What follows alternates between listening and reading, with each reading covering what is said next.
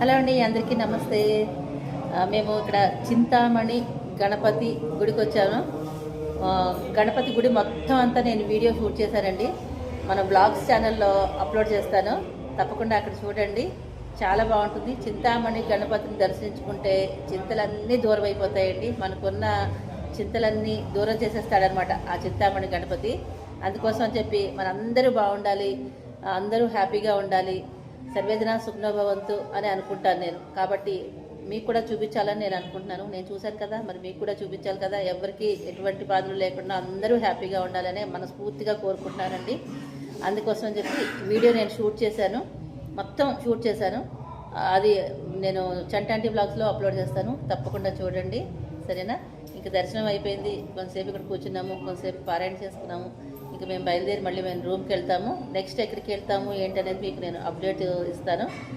ఈరోజు వీడియో వచ్చింది, తప్పకుండా చూడండి, చాలా బాగుంటుంది. అసలు పల్లకి సేవకి అది వెళ్ళాము, ఆ తర్వాత పెడతాను నేను.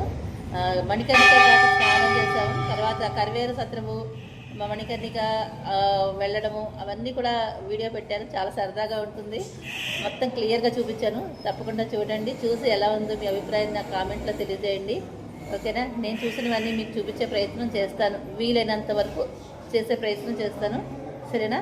ఉంటాను, బాయ్ బాయ్. సర్వేజన సుఖినో భవంతు, లోకా సమస్త సుఖినో భవంతు. నేను ఆ స్వామిని కూడా అదే కోరుకున్నాను. ఎప్పుడు నా నోట్లో ఇదే మాట వస్తుంది, ఇంతే, నేను ఇంతే.